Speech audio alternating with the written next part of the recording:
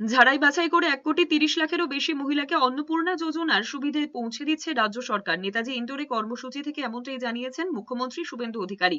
তার মধ্যে প্রায় 1,10,00,000 ব্যাংক অ্যাকাউন্টে ইতিমধ্যেই 3,000 টাকা করে ঢুকে গিয়েছে। যারা বাকি রয়েছেন তাদের অ্যাকাউন্টেও ঢুকে যাবে বলে আশ্বস্ত করেছেন। অন্নপূর্ণা যোজনার 26 লাখ আবেদনকারীর নাম বাদ গিয়েছে। সরকারি প্রকল্পের উপভোক্তা হওয়ার মাপকাঠি পূরণ করতে পারেননি বলেই এদের নাম বাদ গিয়েছে বলে জানিয়েছেন। কেন ঝাড়াই বাছাইয়ের দরকার ছিল সেই ব্যাখ্যা দিতে গিয়ে মুখ্যমন্ত্রী বলেছেন, লক্ষ্মীর ভান্ডার প্রকল্পে সর্বশেষ যে টাকা পাঠানো হয়েছিল মহিলাদের তাতে 2 কোটির কাছাকাছি উপভোক্তা ছিলেন।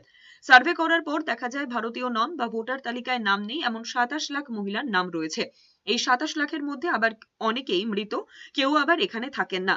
আবার অনেকে এমন রয়েছেন যাদের 3 জায়গায় ভোটার তালিকার নাম রয়েছে এবং তাদের 3 জায়গায় টাকা ঢুকছিল। এদের সবার নামই বাদ দেওয়া হয়েছে। আমরা 1 কোটি ইতিমধ্যে 1,10,00,000 অ্যাকাউন্টে ঢুকিয়েছি, যার মধ্যে আমাদের তফসিলি জাতি শিডিউল কাস্ট মা বোন দিদি রয়েছেন 26,63,555 জন। আমাদের মূলবাসী আদিবাসী মহিলা রয়েছেন 4,93,139,5 5 কোটির কাছাকাছি, 5 লক্ষের কাছাকাছি। বেনিফিশিয়ারি ফ্রম হিল পাহাড়ি এলাকা দার্জিলিং কালিম্পং কার্শিয়াং ওখানকারও আমাদের নেপালি গোর্খা বোন এবং দিদি তারা ইতিমধ্যে অ্যাকাউন্টে পেয়ে গেছেন 1,22,628 জন।